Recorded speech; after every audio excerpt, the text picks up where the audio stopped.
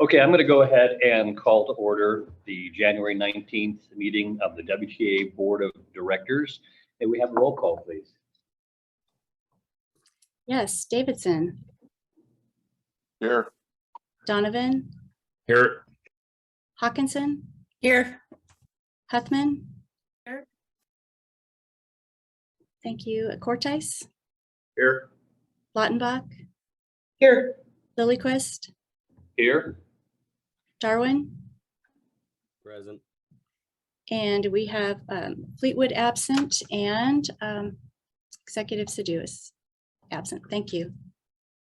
Thank you very much. The first order of business at the first meeting of the year is the seating of the 2023 Board of Directors and officers and other assignments as needed. This is pretty ordinary and usual. Is there anyone who would like to make a motion with regard to board officers? I'll move that Mike will be chair and Ally be the vice chair. Is there a second? I'll second that. I second it. Thank you. Thank you, Eric. Is there any discussion on this? Okay, I'll take that as a sign there isn't. All those in favor of electing myself as chair and Ally as vice chair for 2023 signify by saying aye. Aye. And those opposed?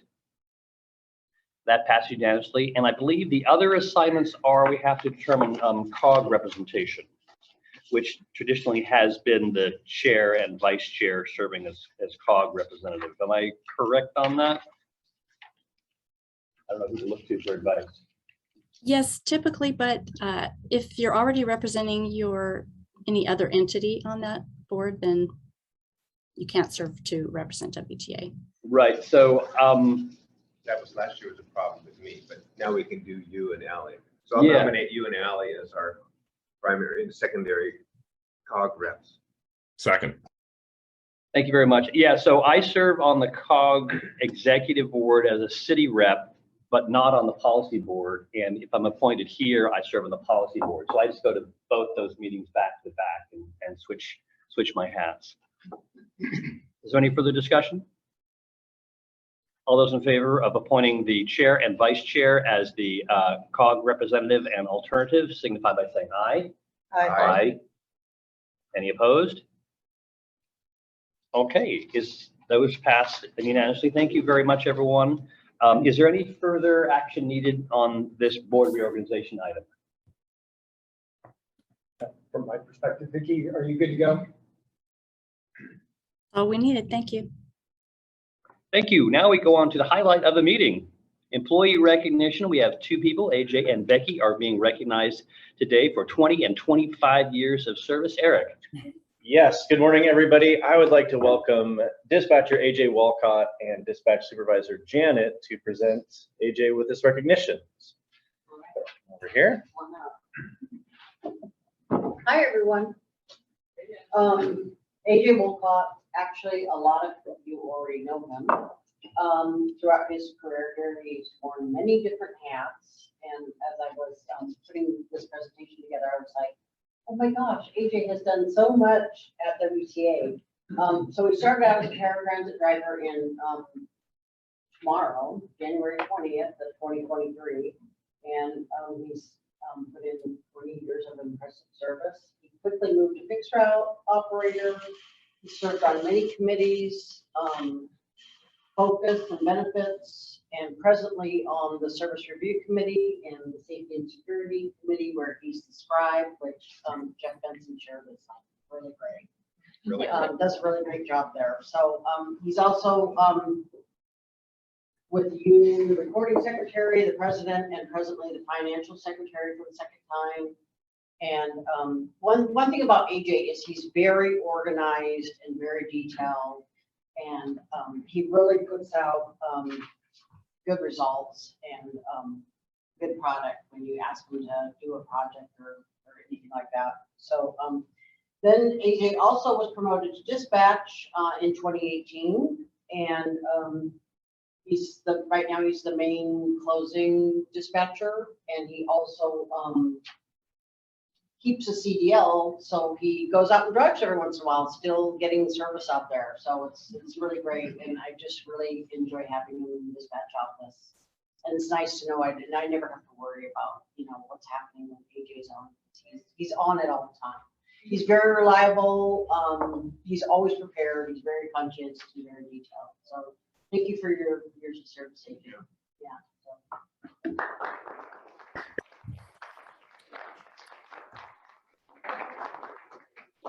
Thank you.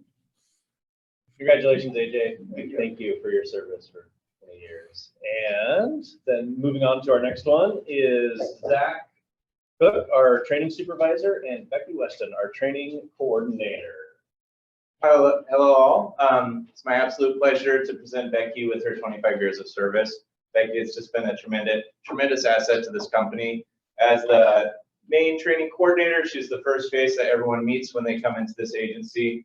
For those on Zoom, you can see the hair color has changed, but the smile, the beautiful smile, has been consistent the whole time. So AJ she was there when he came in the building. She was there when I came in the building. She's been here a long time. Just in the last year, Becky has been so generous with her knowledge, but she's also a great advocate for our agency, for our needs. After COVID, the DOL was kind of frozen in their processes to get new CDL certifiers out there to get them trained.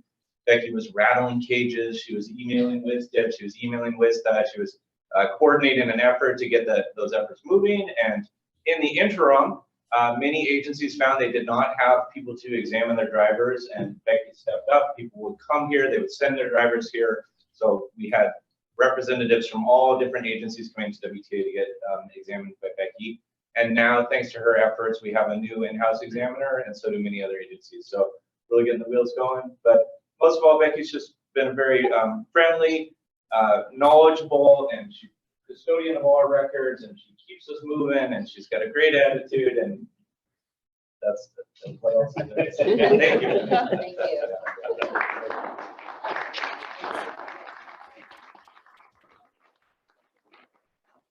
Thank you, Becky.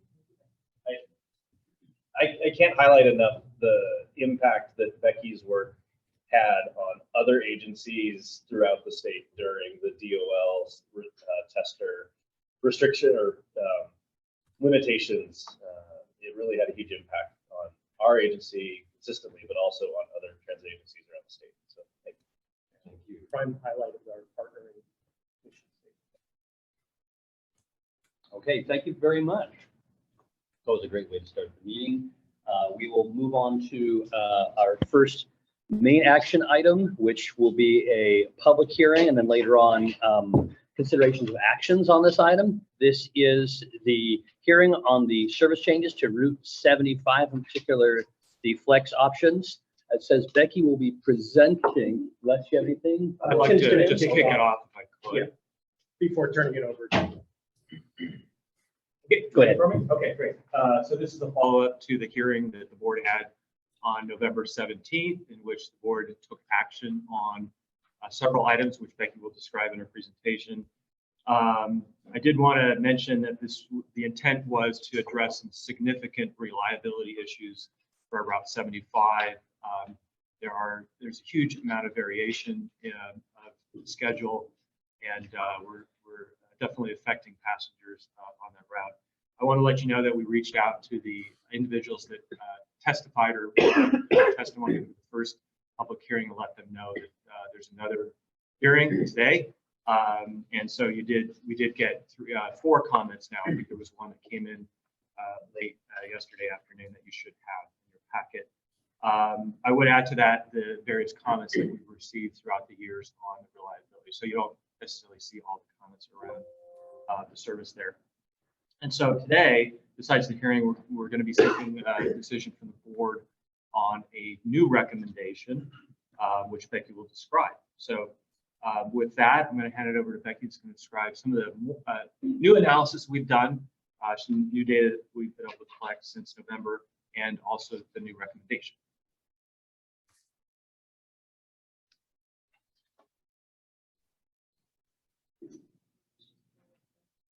Visuals.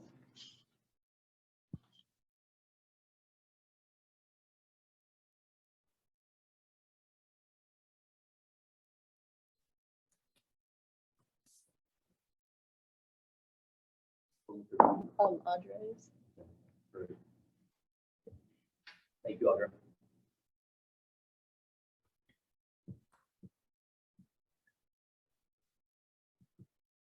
I think we just want to go to the next one. Okay, so previously we approved extending the routing of Route 75 to the food bank in Blaine, and we extended it to Birch Bay Village. And the reason we did this is because those were very popular flex locations, our most popular ones. And we had proposed eliminating flex, and we wanted to make sure that we were getting the majority of riders with these changes. And then that by moving those flex to fixed route would help with the reliability of the bus coming at the same time for people. We added a paratransit service, and it would begin in June of 2023. And at the last meeting, as Tim said, we did not eliminate flex. And so we said we would come back with a proposal that we thought could work with this new extended routing and the time adjusting the schedule. So next slide.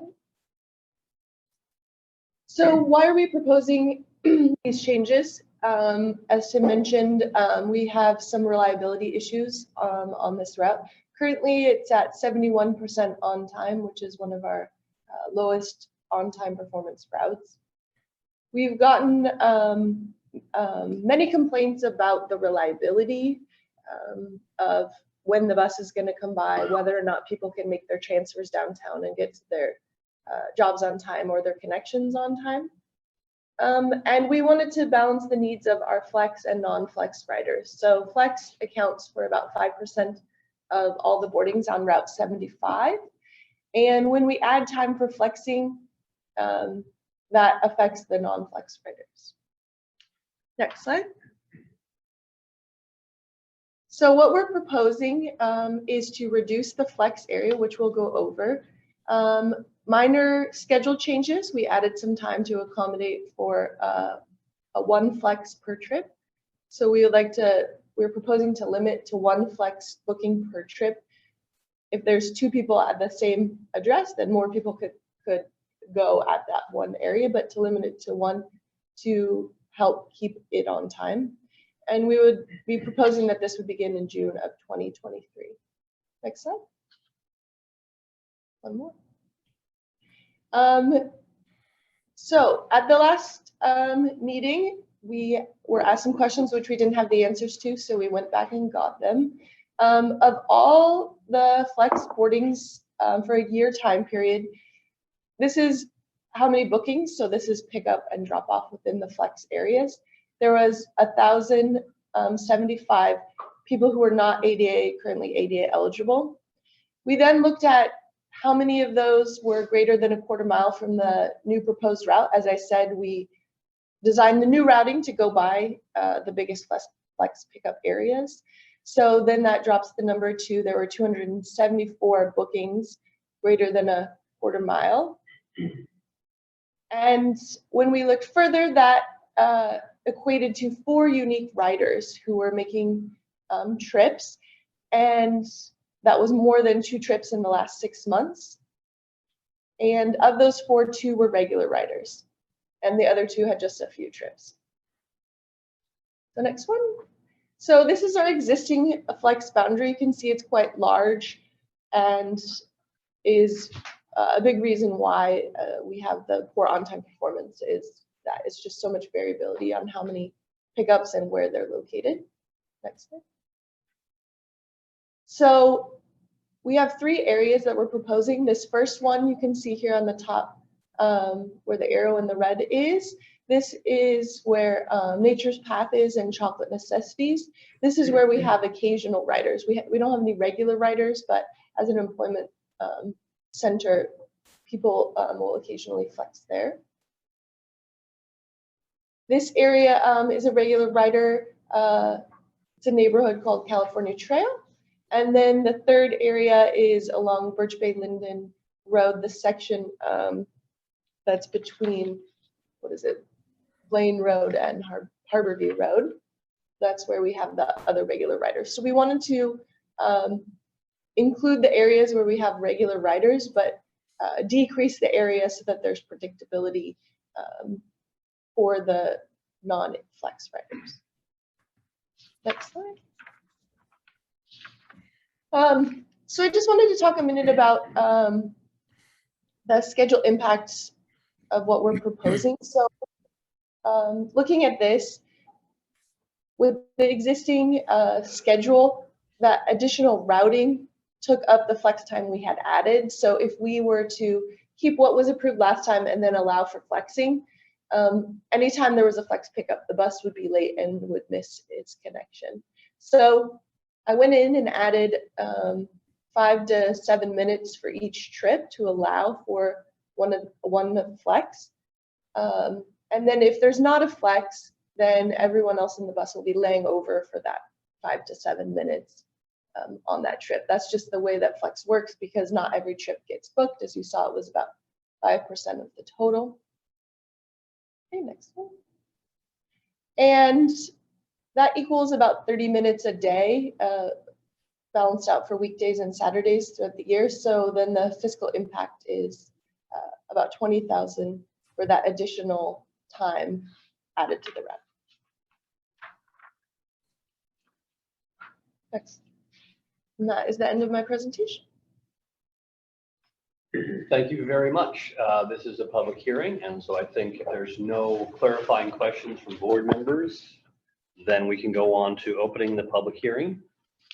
I'm going to go ahead and open the public hearing. Are there any members of the public here in the room or are online virtually who would like to provide testimony to the board? Got to raise your hand virtually if you're online, or just unmute yourself. I don't know. That's allowed. Vicky, can you see if there are any hands or audio? I am not seeing any. Thank you. Any members of the public in the room? Okay, hearing none, we do have the written testimony we received. I'm going to go ahead and close the public hearing and bring it back to the board for discussion. And if people do not mind, I'm going to actually reorder the agenda and move up action item H1 to immediately follow the public hearing. If there's no objections, we'll go on to H1, which is actual consideration and possible action on Route 75. Are there any objections to moving that around? Hearing none, let's go ahead and discuss it. Board members.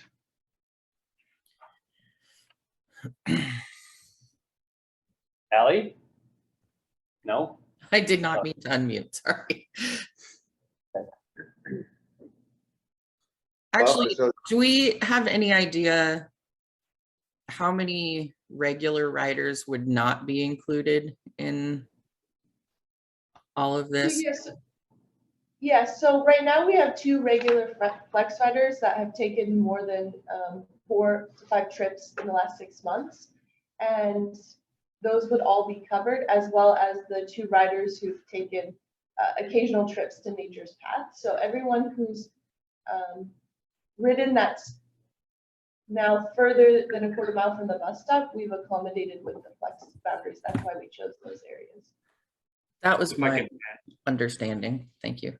Yeah, so when you say accommodated, it means that there will be flex service they could use, and the only difficulty would be if more than one of them at the same time on the same route wanted to use the flex service. But otherwise, they're covered as long as they don't occur simultaneously. Right, yes, and I looked at the data, and within the last year, the entire year, there was 11 times where 2 people booked on the same trip and then would have to choose a different trip based on it. Jim, I saw you. Yeah, that's exactly what I was going to suggest with that data. So I think the point is it's relatively rare that we're going to have 2 bookings on a trip. That was over the last year, you said, year, so very rare that we're going to actually have that situation occur. I think this is a great solution.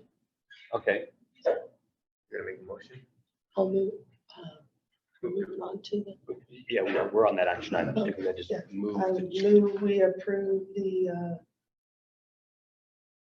Route 75 flex options and changes. I'll second it. A motion on the table to approve the staff's presentation for the flex options, which is to reduce the flex area, but now to targeted areas where riders have been known to use it, and to limit the number of flex riders as one per trip in order to keep 75 on time and reliable. This is a difficult balancing act. I don't think anyone believes this is perfect, but there's costs and there's payoffs and benefits and disadvantages. I believe So- Tim has a question. I have one more quick question. Go ahead, please. So typically when people are calling for flex, are they calling day of, or do they, sorry, my cat's being insane. I was in a meeting right there. Or do they book ahead? What's kind of, Yeah, they can book up to a week ahead currently, and up to 2 hours before the trip departs the station. And we'll monitor that to see how that works, to see if there's any issues, and then procedurally we can figure out adjustments to that if that seems to be not working. so Are you saying that if, I'm sorry, if two people tried to book the same trip, say a day in advance, you'd know when that second person tried to book the trip and you could let them know? Yeah. okay, so there would be some chance for them to maybe go a little bit earlier. That's it. Yeah. Good. That's all I wondered. Yeah, because not every trip is going to have a flex booking. And so there would be an opportunity for that second person then to decide, hey, maybe there's another option for me. And again, because there are only 2 unique riders that are currently traveling at different times today, then the chance of that happening is relatively small. If it did, that presumably that one that is a regular rider would book their trip ahead and reserve that spot. And were Dan, we, did I see you on mute?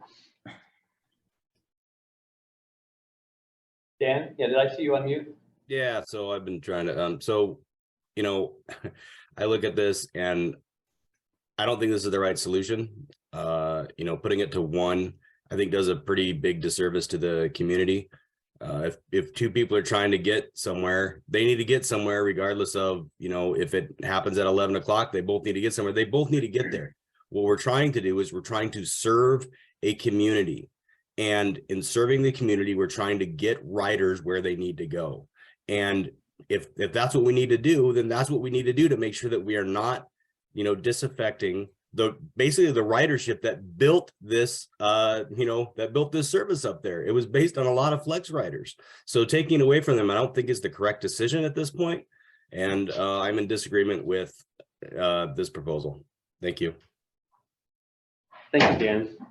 Any further discussion? So I have one final discussion. If these changes are approved, I assume staff will know how well it works and know whether or not there are riders indeed who face a difficulty or don't get the ride they want. Yeah, I think we could track that. We'll have to talk to our booking department, but we can set up something to track if someone will. Les, would that be a reasonable request of the administration? That's the learning organization we want to see if we're having unintended impacts. And we'll track comments too that come in if people. And these individuals aren't available to use paratransit? Correct. Okay. They're not currently, I mean, we don't know if they would qualify if they did apply, but they're not currently. that was going to be my next question is, if 2 people are trying to book the same trip and paratransit is out there already, are there like, I know there's rules about paratransit and qualifying for that, but just wondering if there's any wiggle room for that to include that flex trip on a paratransit bus if it's out there.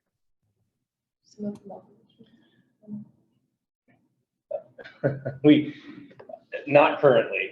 That would be a pretty big shift from how we operate and really outside of how we accomplish our paratransit service and eligibility processes there. I think we'd have to have a completely separate discussion around the impacts of that. So Yeah, and how it expands out, not just in this area, but throughout the system wide. Jen? I think this is an interesting discussion that we're considering again, to me, this seems a very fair option. If Route 75 is late, a quarter of the time, it looked like to me, and we're considering changing that for 2 people that were, occasional riders to me. If we're looking at a 6-month period and there were 4 times that There were 4 people. 4 people that 2 were regular riders, 2 rode just a couple times. 1 person. And then 2 riders were regular riders. Yeah, but we are a community transit, and 2 to 4 people don't make a community. So I really do see this as the best option at this point. And, unless we're operating a taxi service, this is what we can provide, and people are going to have to, modify maybe their schedules potentially by 5 to 7 minutes to get to I think Birch Bay Square and, there's other places that might be a hub for people to get to. So I stand by my motion. Thanks, Jen. Anybody else?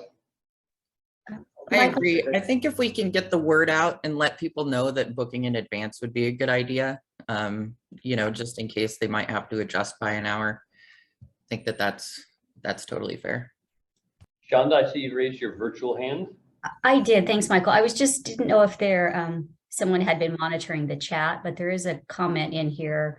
If you don't mind reading it just says riders can book flexes up to 1 hour in advance of a bus leaving the station now. This was just recently changed, FYI, and we do have a lot of riders booking at the last minute. So I would agree that the communication is going to be really key, especially for these riders who are trying to get used to a recent change that we may be changing again. So you're saying day of booking is pretty common. That's what the comment was, correct. Thank you.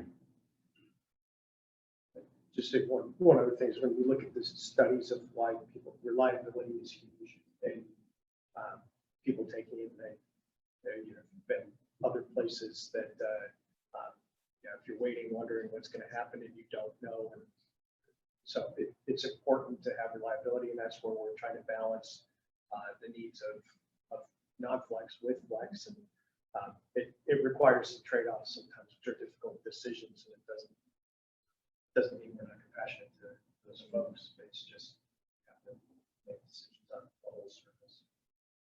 Further discussion on the motion is to approve the not the route changes, but the flex changes at this point.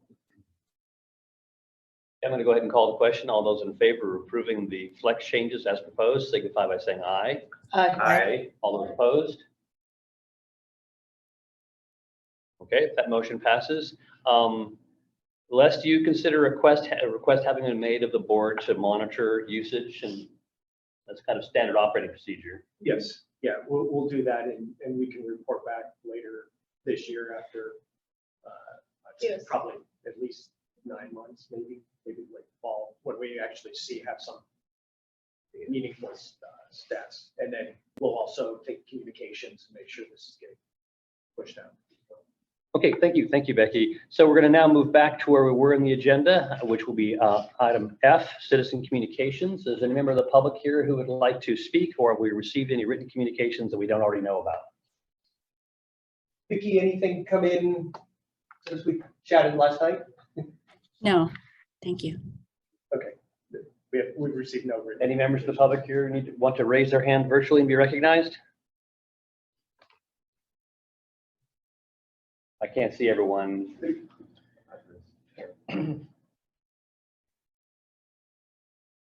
Vicki or Audrey, do you see any hands up? No. Okay, we'll go to the next item, which is closed session. Under state law RCW 4230.140, section 4B, collective bargaining discussions can occur in closed session, which means we will end the general open meeting on Zoom and ask many participants to leave the room, and then we will reconvene in open session after discussion. Approximately how long is this expected to take? 10 minutes. In approximately 10 minutes, we will resume the open meeting. Audrey, let me know when you start the recording. We're ready and everybody's back. Great. We are back in open session. We just have had a closed session to consider collective bargaining update. No action was taken. We've already done board action item H1, where we approved the changes to the flex options. We'll now go on to agenda item H2, consideration of approval of disposal of surplus vehicles, page 6 of your packet. We go straight to Andy? Yeah, okay, just going through the official process of looking for authorization to dispose of surplus vehicles. We have 6 2010 fixed route buses and 1 Dodge Caravan that was totaled in an accident. And so these buses are getting up there in years and mileage, and we have met our minimal useful life expectancy on these, and so we're just looking for approval to surplus. Board members. I'll move we surplus the vehicles. Second. Thank you, Ally. Can we go ahead and stop sharing the screen just so I can see the participants? Does anybody like to discuss this? This is the surplusing of buses. This is part of our regular cycle of replacing buses at end of life. All those in favor of the motion to approve and authorize the disposal of the surplus vehicles? I have Oh, a question. go ahead. I just wanted to ask Shonda, how do you treat this $400,000 loss? Is it on your balance sheet, or like this is based on your purchase price? Just wanted to know that.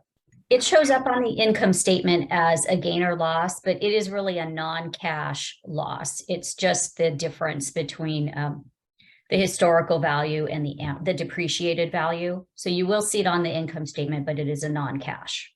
Okay, thank you. Mm-hmm. Thanks, Paul. Any further discussion?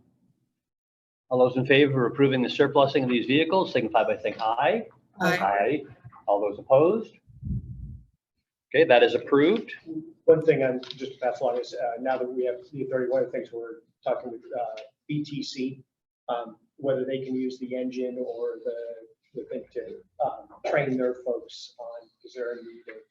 So thanks to Andy and the team for looking at creative ways.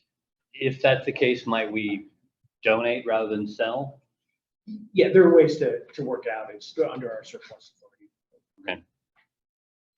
Next, we'll move on to the consent agenda, consisting of the approval of the minutes from December and routine expenditures for the month of December. We approve the consent agenda. I'll second. We have a motion to approve the consent agenda. All those in favor signify by saying aye. Aye. Any opposed? Consent agenda is approved. We now go on to reports to the board. We have 15 minutes to do all of them. I don't want to rush you. I really do not. But let's see how far we can get before any of us has to maybe go on to the next meeting. First one is the annual IT security update. Jeremy is listed. Yeah, just want to thank Jeremy. He leads our and Josh lead our cybersecurity efforts. They do an amazing job in keeping us safe with an ever-changing threat environment. So, try to buy you a little time there, Jeremy. Are you having some IT help? Yeah, I was like, how do I? That's fine. Who would have thought? Thanks for having me. As a best practice, we do a yearly security report for leadership. So this is that. In 2022, we had a number of accomplishments and kind of highlights here. We increased and replaced our work from anywhere options, so virtual private networking for our company laptops, so auto securely connecting, and then remote desktop access. We completely replaced that and then implemented multi-factor authentication, so mobile prompts on your phone when you log in to make sure it's you. It's a best practice, so we're rolling that out. We completed a self-attestation for the payment card industry program, which that's our fare collection system with credit card terminals. So that encompasses that and making sure that those are securely payments of customer sales passes are securely done. We completed implementation of our server patching program. So that's a monthly security patching of all of our systems. We've been working on that for quite some time to get that kind of in a state where we can do it every month. So that was a pretty big push, and that's an ongoing program. We do a yearly employee security awareness program. So staff are trained on IT, staff are trained on security awareness, and then every month they get phishing emails that they track and report, and then we see those. It seems to be pretty successful, and we continue to do that. Ransomware prevention, we are focusing on that last year and this year. That's kind of our main focus, honestly. So putting new software and tools in place, as well as locking down systems more effectively to ensure that we are not a victim of ransomware, and if we are, we were able to recover. So, and then MFA, multi-factor authentication, we've been rolling that out in a number of ways. Probably most people experience it if they're trying to access Microsoft or Office 365 resources from home. You'll get those prompts, or if you're remoting into our systems. We expect to roll that more out everywhere throughout this year and in the coming years. So for 2023, we're going to continue to look at rolling out more protections from ransomware, isolating our critical systems and protecting them, which is kind of a split between ransomware and disaster recovery. So disaster recovery should cover any ransomware incident. Multi-factor authentication rollout, and then aligning and implementing the CIS security controls. That's kind of like a national agency, not agency, but when did you know the vaccines didn't stop transmission? How long did you know that without saying it? CIS is a well-known that Paul, I think your mic is on. Thank you. So yeah, CIS security controls, we're going to be implementing those and then creating some policy work around that to ensure that we're doing that stuff on a daily basis. Sorry, Jeremy, CIS stands for? Great question. If you don't know, it can't be important if you don't know. Yeah, critical information security. Yeah, and then of course I put security controls after it, so it's hard to remember. Yeah, I think they're like a branch of. I think they're a branch of like CISA, but Yeah, say Homeland Security. I don't know what CISA is. More like acronyms. elections / yeah, like they're Homeland Security. yeah. DHS. DHS. A lot of agencies out there. So we track incidents on a yearly basis. For the most part, service outages are the majority of our incidences, and we're not really in control of a lot of those. So it's not unexpected, but we do track them. We did have a couple of security incidents and a data loss incident this year. We track those, we keep an eye on those, and then we develop ways to improve and prevent those in the future. This is a part of our security risk program. This is our kind of our yearly phishing analysis. We're having no changes. Pretty much we get a couple clicks every month. People either open an email or an attachment or follow a link. But for the most part, that's expected and we're within norm.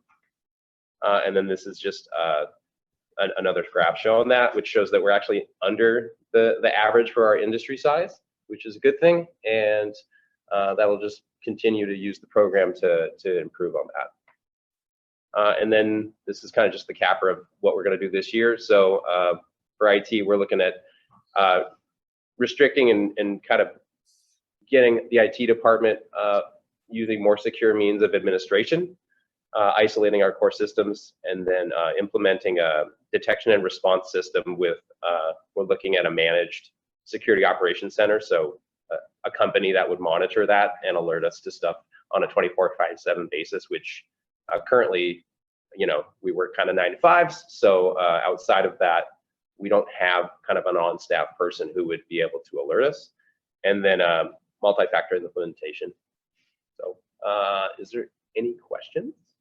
Any questions for Jeremy?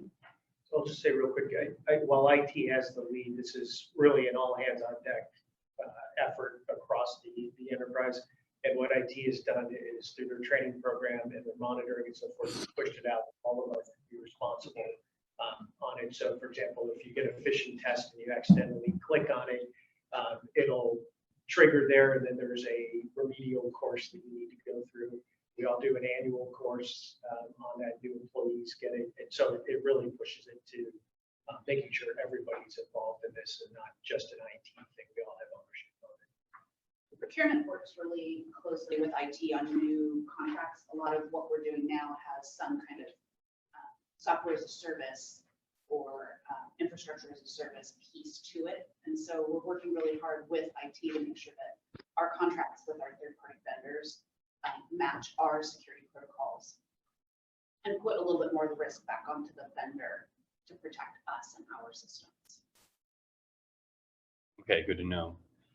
Again, I'm mindful of time. Thank you, Jeremy, very much for that update. That is reassuring. We'll now go on to report to the board on mission statement bullet 2, which is offering environmentally sound transportation choices. Mr. Wilder. Yeah, so yeah, we're working our way through the mission statements. I think I talked about environment last time as well. So, and I talked the last time about how just naturally public transportation does contribute to environmental stewardship by providing ridership and options to get people out of single occupant vehicles. So this time I want to highlight one specific project that we're working on, and that's the sustainability plan. Some of you may be aware that we began this work last year. It emerged from WTA 2040, the Long Range Transit Plan, which I'll be happy to share the status of that, I think next month or the month following.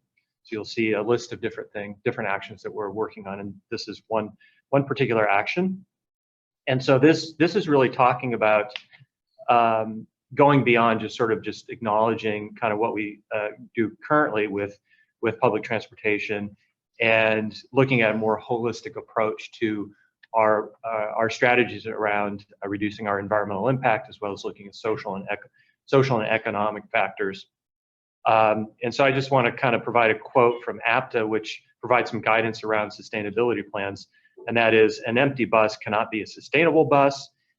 If transit doesn't succeed in integrating with and serving the community, it can be an environmental and economic burden. So, so we try to take a holistic approach using a triple bottom line, social, economic, and environmental themes. And so this plan will list ways that we can be good stewards of the environment, taxpayer dollars, and the community we serve. And then we're hoping that the sustainability plan will provide some guidance in making decisions around stewardship.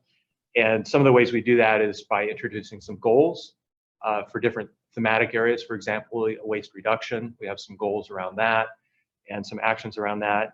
And so, for example, one proposed goal is to reduce the amount of waste that is sent to the landfill, and a strategy of implement food plus recycling. I think that's the composting program at MOA, BTS, and CTS. And then, so those are kind of internal goals we're looking at, as well as external goals. And so an external goal would be something like increase the sustainable transportation mode share in Whatcom County. No surprises there. And a strategy of increasing the frequency of fixed route transit and the number of on-demand programs consistent with WTA 2040. Mary Anderson is leading this effort. She's working with the interdivision team, I said department team, around reviewing the data. So she's collected a lot of data about kind of our waste production, our water usage, energy usage, and things like that, and creating those goals and strategies. And then the latest meeting was to sort of start prioritizing some of those actions. So we're hoping to have the plan done in the next month or two, and then we'll come to the board for review. So you should see that, I think, in a couple months. And then just the last statement is that we're obviously working on a companion piece that will fold in the sustainability plan, and that's the zero emission fleet transition study. So you'll see that coming your way in a month or two as well. I think March, actually. Okay, thank you, Tim. So 2 plans coming forward to us in the next couple months. Board members? Thank you very much for that, Tim. We'll now go on to General Manager's Annual Report and Goals for 2023. I will keep this, I can move through this. briefly. Yeah, you can take more than 3 minutes. This is important work. Thank you. Vicky, there's a chat. Can you, for the record, let us know what that is? Please. Oh, you're muted. Sorry, Vicky, can't hear you. Sorry, Sat Paul was just letting us know that he needed to leave for another meeting. Okay, thank you. So on this, what you have in your packet is you've seen all these projects before because they're all in the budget. And what it was an attempt to take the major things and then tie them to our mission to enhance our community through safe, reliable, friendly, efficient service, through environment, through innovative transportation and partnerships. And so it was trying to take those, putting them into one document so we can see where we're going as it ties back to the mission. And then the board throughout the year hears on each of those statements and some updates on where we are on those. The 2022 loop back will be next month. We're collating all the things based on the 22 work plan that we have, and then we'll report out on how we did from last year so you can see the execution rate on that. So that's, and then what we'll do is in August, come back on mid-year on how we're doing on this. So you'll have us every 6 month check.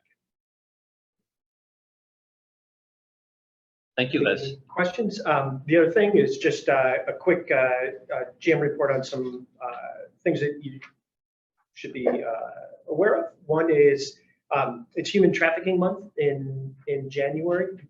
Human Trafficking Prevention Month in January.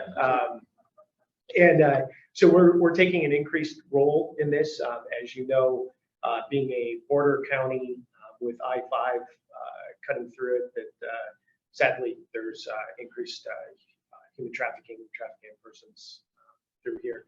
So what we're doing, thanks to Shelley Davis, Wendy Bevo, Maureen, and Genevieve, we're involved with US DOT. They have a section on that. We're working in conjunction with them, developing training programs for our operators and other frontline staff on what to happen if a passenger comes up to them or says something to them, putting signs in bathrooms and on our washrooms and in our buses, and then social media as well on a campaign on that. So trying to step things up on how we're getting involved with that. Another aspect, Jared Michael asked on Narcan last year, so we've done a review on that. Jeff's been kindly leading the effort and working with the county. They'll provide training and a supply for us. So we'll do training with our expediters and our supervisors.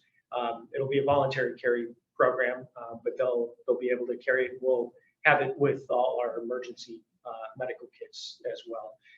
The environment has changed over the last few years, and feel like it's important. And it was borne out last month. We had 2 expediters, Butcher and Kevin Goldsberry, who actually administered it to an overdose at one of our facilities, really highlighting the need to do this. So also, we had some interesting weather towards the end of last year.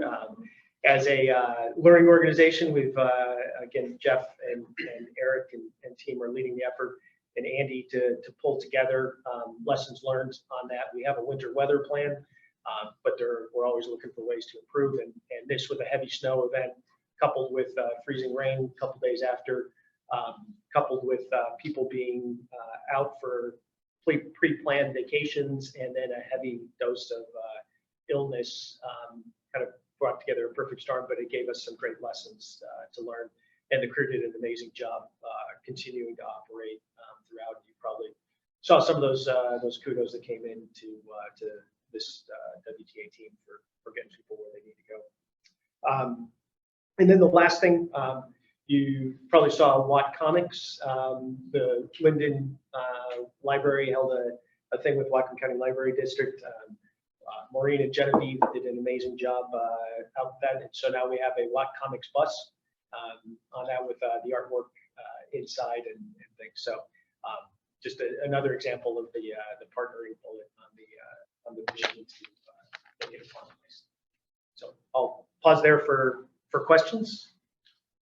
And I went 2 minutes over, sorry. Any further questions? The general manager and the general manager's report. Is there any other business or agenda items before the board or announcements to make? If not, I'm going to go ahead and adjourn this meeting. Thank you very much, everyone. Our next meeting will be in approximately 2 weeks. Yes, on the 2nd of February. February 2nd. Thank you. This meeting is adjourned.